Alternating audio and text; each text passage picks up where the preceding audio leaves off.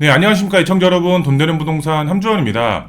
네, 오늘은 시청자분들께 세금적으로 이야기를 해드리는 시간 갖도록 할 텐데요. 지금 부동산 시장 자체가 규제로 인해서 어느 정도 집값이 주춤했다가 그 다음에 또 규제 정책이 나오니까 그거에 맞춰서 오히려 더 상승세를 보이고 있습니다. 이렇게 상승세가 보일 때는 정부 자체에서도 규제 정책을 내놓을 수밖에 없습니다. 그렇다면 어떤 규제 정책이 나올까요, 시청자분들? 바로 세금이라고 보시면 되겠습니다. 정부에서는 세금으로 집값 잡지 않겠다 이렇게 말은 했지만 정작 그렇게 되지는 않을 것으로 보여지고 있는데요. 세금적으로 규제 정책이 나온다라면 어떤 세금 정책이 나올지 어느 정도 예상이 되고 있는데요. 세율을 어느 정도 변화를 시킨다든가 아니면 공시지가를 상향하든가 지역 자체의 조정 지역이라든가 토지 거래 허가 구역을 넓히면서 이런 규제 정책이 나오지 않을까라고 생각이 되고 있습니다. 그렇기 때문에 결론은 큰 틀에서는 벗어나지 않을 것으로 예상이 되고 있는데요. 그렇기 때문에 우리는 어떻게 절세를 할지 정말 중요한 포인트라고 보시면 될 것 같은데요. 핵심적인 내용 위주로 설명을 해드리겠지만 이 세금적인 부분에 관련해서 6개에 관련된 부분을 설명을 해드리다 보니 내용 자체가 길어질 수밖에 없을 것 같습니다. 그렇기 때문에 제가 이 업로드 자체는 1, 2부 나눠서 업로드를 해드리도록 하겠습니다. 그만큼 더 상세하게 설명을 해드릴 수가 있기 때문에 구독, 좋아요, 알림 설정 버튼 꼭 눌러주시고요. 영상 보시다가 궁금하신 점에 대해서는 댓글 남겨주시면 제가 또 상세하게 답글 달아드리도록 하겠습니다. 네, 시청자 여러분, 화면을 보시면은 이렇게 저희 채널에 올라온 이제 댓글이라고 보시면 될 것 같은데 댓글 자체가 조금 재미있어서 제가 이제 소개를 해드릴까 합니다. 보시면은 집을 사면은 취득세, 가지고 있으면 보유세, 세를 주면은 임대소득세, 팔면은 양도세, 그 다음에 자식을 주면 증여세, 죽고 나면 상속세, 이렇게 집을 갖는 순간 부동산 세금이 계속적으로 뒤따라 온다, 이렇게 역설적으로 표현한 댓글이라고 보시면 될 것 같은데요. 그만큼 주택을 가지고 있으면 세금을 무조건 납부를 해야 되는 상황인데요. 제가 이 댓글을 봤을 때 드는 생각이 있었는데요. 이렇게 취득세라든가 보유세, 양도세, 상속세, 증여세, 양도소득세 제가 다 했던 방송 내용이었습니다. 그래서 제가 이 내용 자체를 보고 나서 이렇게 댓글을 달아주시는 분들이 상당히 많이 있었는데요. 그 중에서도 시청자분들이 정말로 필요하고 궁금해하실 내용 위주로 댓글을 뽑아왔습니다. 그 댓글을 통해서 시청자분들도 꼭 알고 있어야 되는 내용, 핵심적인 내용 위주로 오늘 제가 설명을 해드릴 예정이기 때문에 끝까지 보시고 도움받는 시청자분들 되셨으면 좋을 것 같은데요. 내용 자체를 이제 보시게 되면은 주택이 있다면 한 번씩 겪어야 할 세금들, 바로 취득세, 보유세, 그 다음에 양도세, 그리고 우리가 투자에 있어서 세대분리 상당히 중요하죠. 그리고 요즘 같은 경우는 재개발 쪽으로 투자의 수요가 상당히 몰리고 있습니다. 아파트 투자가 안 되기 때문에 당연히 이런 빌라의 투자 수요가 증가가 되고 있습니다. 그렇다면 다주택자 분들은 어떻게 하겠죠? 주택임대사업자를 등록하시는 분들이 상당히 많이 늘어났습니다. 단기 6년까지 생기면서. 그래서 오늘은 절세에 필요한 핵심 내용 압축해가지고 시청자분들께 핵심 내용 전달을 해드리도록 하겠습니다. 네, 그럼 본격적으로 이제 들어가 보도록 하겠습니다. 먼저 취득세부터 먼저 알아보도록 하겠습니다. 지금 보시면은 이제 댓글이 나와 있는데요. 잘 알고 있어야 되는 내용이기 때문에 제가 이 취득세 먼저, 그 다음에 첫 번째 댓글로 가지고 왔는데요. 취득세 부과 기준은 세대 기준인가요? 개인 소유 기준인가요? 이렇게 나와 있습니다. 부부 공동명의 아파트가 한 채가 있고 그 다음에 부부 각각 명의로 한 채씩 보유한 상태에서 신규 아파트 분양권을 부부 공동명의로 취득을 했다면 세대 소유주로 보면은 4주택이지만 개인 소유로 보면은 각각 3주택자가 되는데 취득세 부과 기준은 4주택인가요? 3주택인가요? 이렇게 나와 있습니다. 그렇죠. 굉장히 또 중요한 내용이라고 보실 수가 있겠는데요. 제가 이제 해답을 드리도록 하겠습니다.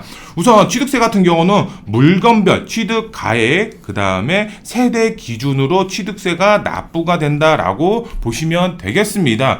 물건별 취득 취득 가액, 내가 물건을 취득을 하겠죠. 그러면은 물건별로 취득 가액에 따라서 취득세가 납부가 되는 거고요. 그 다음에 세대 기준이라는 거는 우리가 세대에 있어서 1세대 말 그대로 자녀 포함이 되어 있는 1세대 안에 취득 가액에 따라서 취득세가 납부가 된다라고 보시면 되겠습니다. 그렇기 때문에 부부 공동 명의 물건 자체는 하나이죠. 그쵸? 하나로 취득을 하시는 겁니다. 지금 현재 이분 같은 경우는. 그런데 여기에 따라서 지분이죠. 지분에 따라서 취득세가 부과가 된다라고 보시면 되겠습니다. 지금 이 부부 같은 경우는 공동 명의로 아파트가 한 채가 있고 그 다음에 개인 명의로 한 채씩 보유를 하고 있다라고 했습니다. 그러면 현재 보유 주택수는 3주택이 되겠죠. 그 다음에 분양권을 취득을 한다라고 했을 때는 4주택자가 되는 거고요. 그렇기 때문에 개인 명의로 들어가는 것이 아니라 세대 기준을 먼저 파악을 하고 그 다음에 물건별 취득 세율이 정해진다라고 보시면 되겠습니다. 그러면 이분 같은 경우는 조정 대상 지역이거나 비조정 대상 지역에 맞춰서 취득세율이 나오겠죠. 뭐 예를 들어서 8%의 취득세가 나온다라고 가정을 했을 때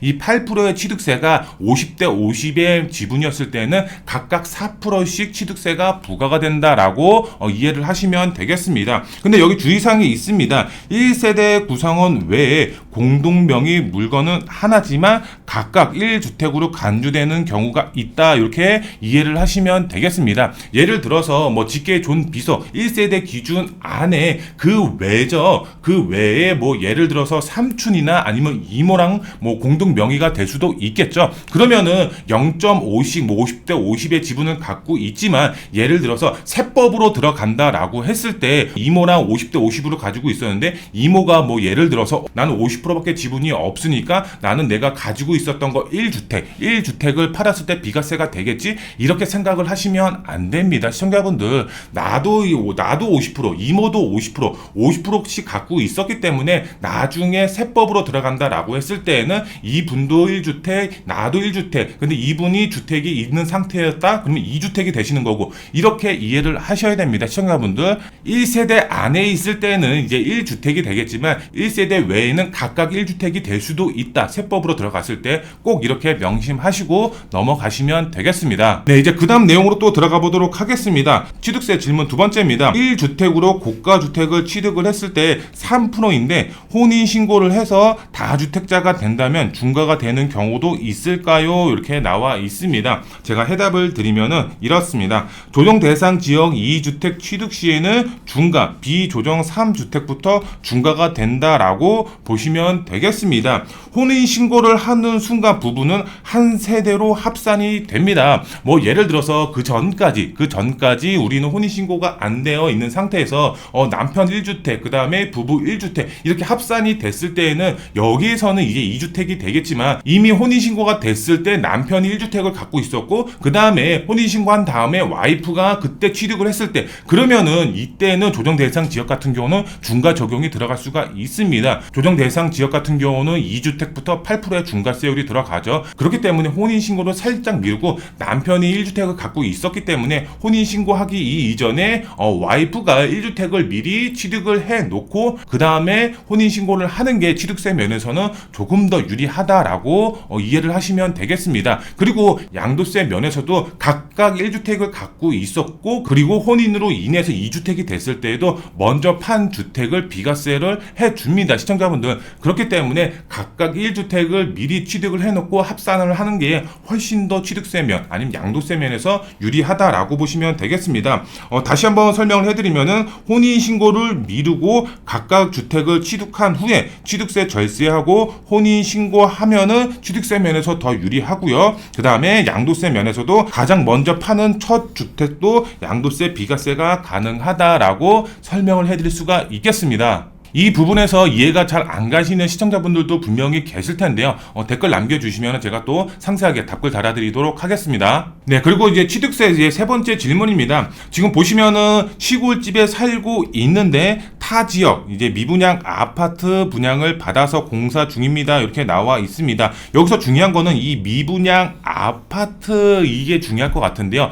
지방이냐 아니면 수도권이냐 이게 또 중요할 것 같아요. 이거 맞춰서 제가 답을 해답을 드리도록 할 거고요. 근데 자녀가 살고 있는 도시형 생활주택의 전세 사기로 인해서 어쩔 수 없이 이 도시형 생활주택을 매입했다 이렇게 나오고 있습니다. 그럼 저도 3주택자인가요? 이렇게 나와 있고요. 10월 아파트 입주인데 취득세가 궁금합니다. 이렇게 나와 있습니다. 제가 해답을 드리도록 하겠습니다. 먼저 미분양 아파트 지역이 중요하다라고 보시면 되겠습니다. 지방 미분양 아파트 같은 경우는 세금 혜택이 들어갑니다. 시청자분들 주택수 제외 효과라든가 취득세 같은 경우 세금 혜택이 들어갑니다. 그렇기 때문에 이 미분양 아파트가 지방인지 수도권 지역인지 상당히 중요하다라고 첫 번째로 설명을 해드릴 수가 있겠고요. 그 다음에 지금 자녀가 살고 있는 도시형 생활주택 이렇게 나와 있습니다. 자녀 같은 경우 세대 분리가 되어 있다. 세대 분리가 되어 있는데 30세 미만 같은 경우는 소득 요건까지 맞춰져 있다. 그러면은 솔직히 상관이 없습니다. 지방 미분양 아파트의 경우는 취득세 중과가 없이 그냥 취득을 할 수가 있습니다.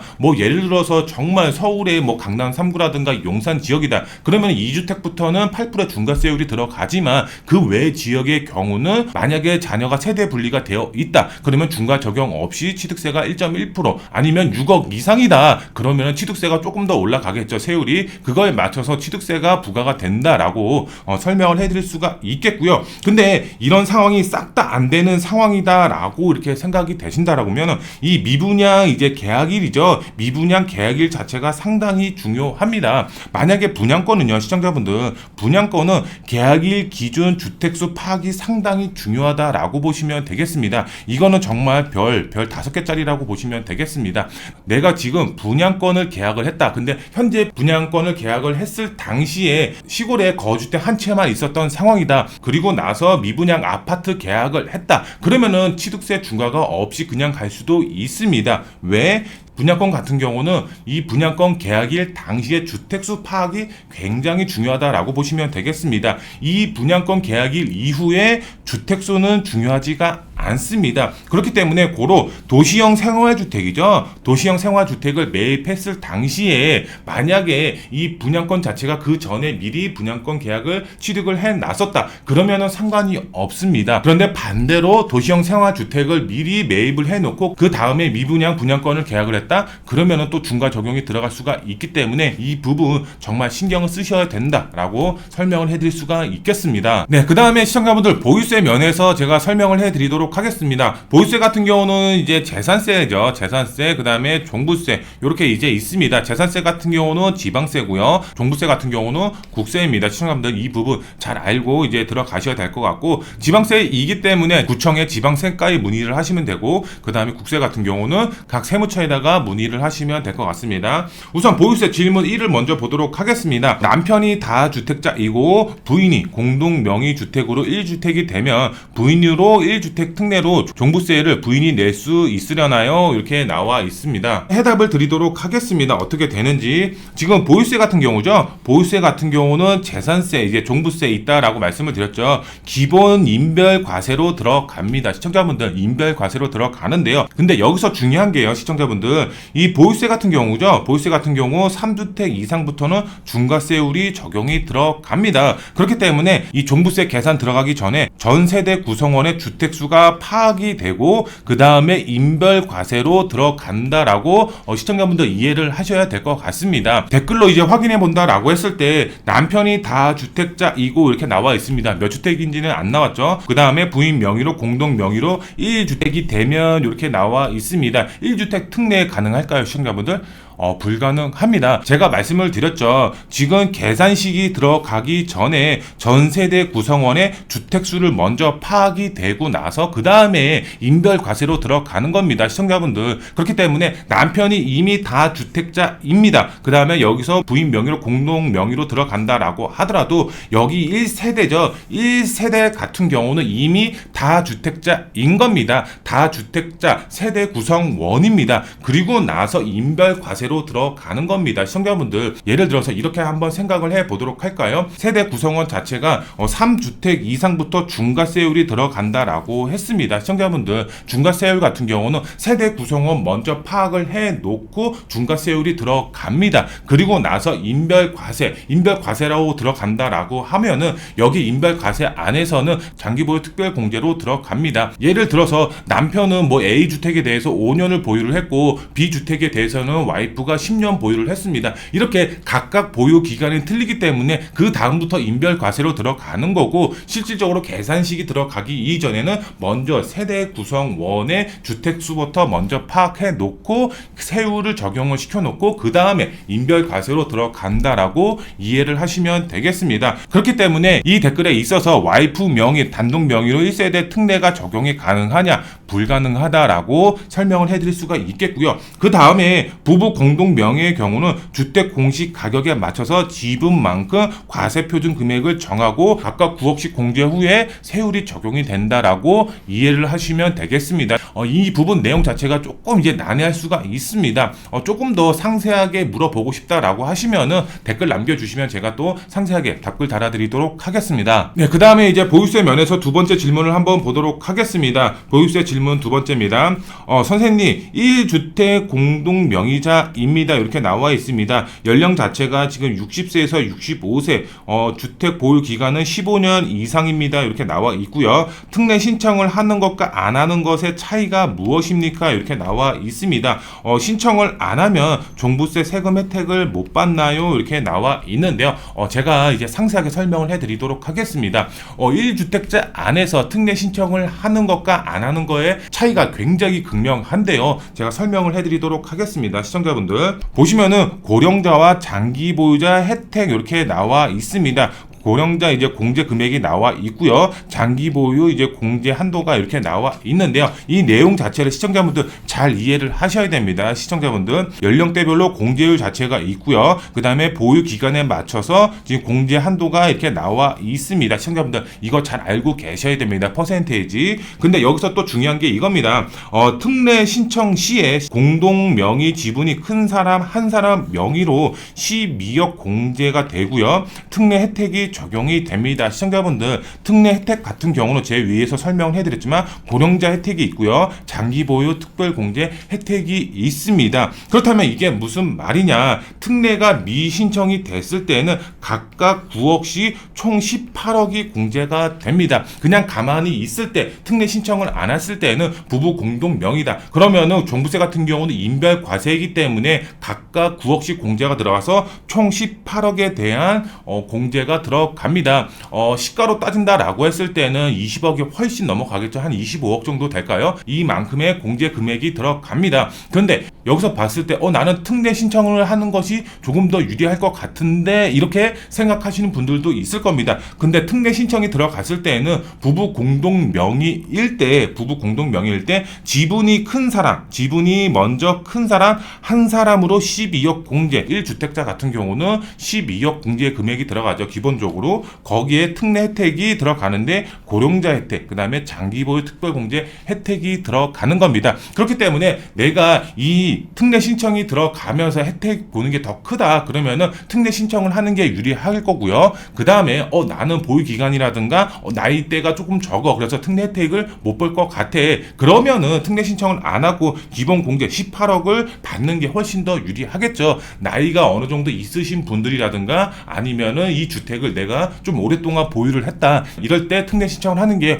오히려 더 종부세를 줄일 수가 있는 그런 확률이 더 크게 올라간다라고 이해를 하시면 되겠습니다. 연령, 보유 기간이 짧으면 특례 신청 안 하는 게 훨씬 더 유리하다라고 결론 지어서 설명을 해드릴 수가 있겠습니다. 네, 시청자분들, 그 다음에 이제 양도세 면에서 설명을 해드리도록 하겠습니다. 양도세 어떻게 보면은 굉장히 또 중요한 항목이 되겠죠.